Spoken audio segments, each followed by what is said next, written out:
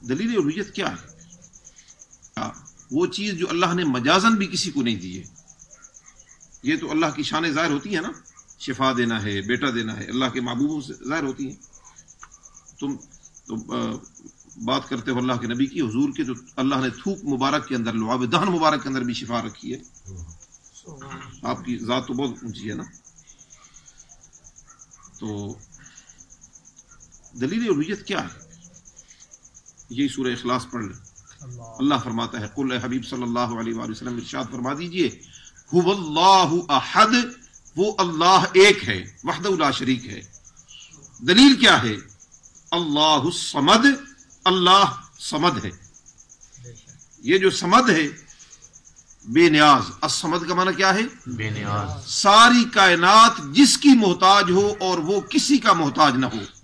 یہ بات نہ کسی نبی میں پائی جاتی ہے، نہ کسی ولی میں پائی جاتی ہے، نہ کسی فرشتے میں پائی جاتی ہے، نہ کسی جن میں پائی جاتی ہے، نہ کسی جاندار مخلوق میں پائی جاتی ہے، نہ بے جان میں پائی جاتی ہے. یہ صفت صرف اللہ میں پائی جاتی ہے کہ وہ کسی کا محتاج نہیں ہے اور سارے کے سارے اس کے محتاج. سبحان اللہ. یہ ہے دلیل الوہیت. اب اگر مخلوق میں سے کسی نے کسی کو مانا کہ وہ کسی کا محتاج نہیں ہے تو وہ شخص گیا. بے شک اس کو سجدہ نہ کرے، بے شک وہ اس کو مدد کے لیے نہ پکارے، وہ پھر بھی کیا ہے؟ مشرک ہے. کیوں؟ جو دلیل الوہیت ہے وہ کیا ہے؟ الصمد، وہ بے نیاز ہے.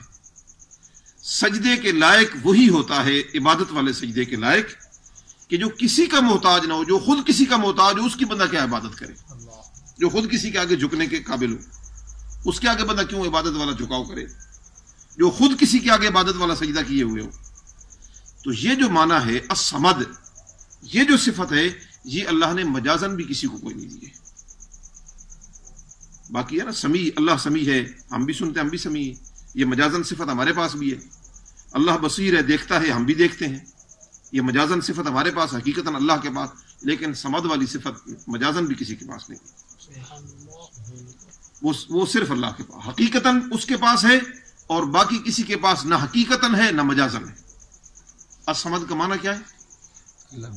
جو کسی کا اور سارے کے سارے اس کے محتاج. اور یہ معنی صرف اللہ میں پایا جاتا ہے. اللہ کا کتنا ہی مقرب کوئی کیوں نہ ہو، امام الانبیاء سیدنا محمد مصطفیٰ صلی اللہ علیہ وسلم کی ذات میں بھی یہ معنی موجود نہیں. کیوں؟ کہ حضور کس کے محتاج ہیں؟ اللہ کے محتاج. ہر آن محتاج ہیں، ہر لمحہ محتاج ہیں، ہر لحظہ محتاج ہیں، جاگتے ہوئے محتاج ہیں، سوتے ہوئے محتاج ہیں.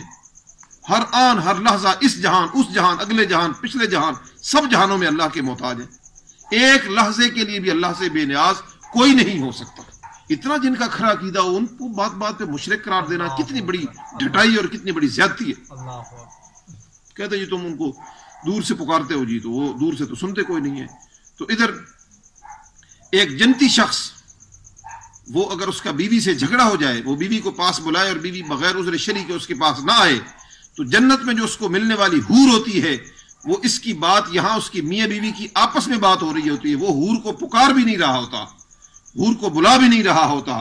ترمذی شریف کی حدیث ہے، نبی کریم صلی اللہ علیہ وسلم فرماتے ہیں جھگڑا میاں بیوی کا ہوتا ہے، سنتی حور ہے اور وہ جواب بھی دیتی ہے. وہ عورت کے کہتی ہے اللہ کی لعنت ہو تجھ پر، یہ عنقریب جدا ہو کر ہمارے پاس آنے والا ہے، تو اس کے ساتھ جھگڑ رہی ہے.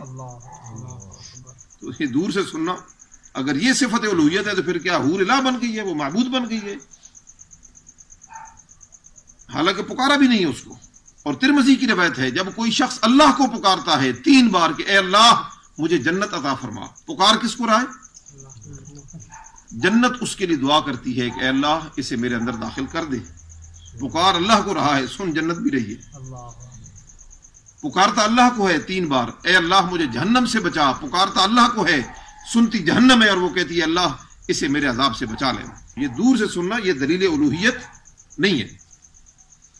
اللہ نے یہ طاقت دے رکھی ہے اپنی مخلوق کو، جنت کو بھی دے رکھی ہے، دوزخ کو بھی دے رکھی ہے. تو جنت جن کے قدموں کے صدقے ملے گی، اور جن کے قدموں کی اتباع اور جن سے محبت کے صدقے انسان جہنم سے بچے گا. اگر جنت جہنم سنتی ہے تو وہ کیوں نہیں سنتے؟ اگر ان کے متعلق یہ عقیدہ رکھ لیں کہ وہ سنتے ہیں تو پھر یہ شرک ہو جائے گا. یاد رکھیں شرک وہ چیز ہے جو کسی رائی دانے کے اندر بھی مانیں گے تو شرک ہوگا، نبی بھی مانیں گے تو بھی شرک ہوگا، فرشتے میں مانیں گے تو بھی شرک ہوگا، جن میں مانیں گے تو بھی شرک ہوگا۔ شرک شرک ہوتا ہے، یہ نہیں کہ نبی کے متعلق عقیدہ رکھو تو شرک، جنت دوزخ کے متعلق رکھو تو ٹھیک ہے۔ سب سے پہلی یہ چیز الصمد، اللہ کیا ہے؟ بے نیاز کو ہم ترجمہ کرتے ہیں نا، اس کا حقیقی مفہوم کیا ہے؟ کہ اللہ کسی کا اور سب کے سب اللہ، یہ الصمد کا حقیقی مفہوم ہے۔ اس کے بعد دلیل الوہیت آگے بھی چل رہی ہے۔ لم یلد، اس کی کوئی اولاد نہیں۔ اگر کوئی شخص اب اللہ تبارک و تعالیٰ کی اولاد مانتا ہے، کسی اللہ کا بیٹا مانتا ہے، اللہ کی بیٹی مانتا ہے، اللہ کا جز مانتا ہے، تو وہ شخص بھی مشرک ہے۔ وہ بھی کیا ہے؟ مشرک۔ بے شک وہ اس کو الصمد نہ مانے۔ کیوں؟ کہ جب اس نے اللہ تبارک و تعالیٰ کا جز مان لیا تو جو کل کے اندر صفات ہوتی ہیں وہ جز کے اندر خود بخود منتقل ہوتی ہے۔ وہ اس کو نہ بھی مانے الصمد تو وہ آٹومیٹکلی الصمد ماننے والا ہے اس کو۔ لم یلد، اس کی کوئی اولاد نہیں، ولم یولد، اور نہ وہ کسی کی اولاد ہے۔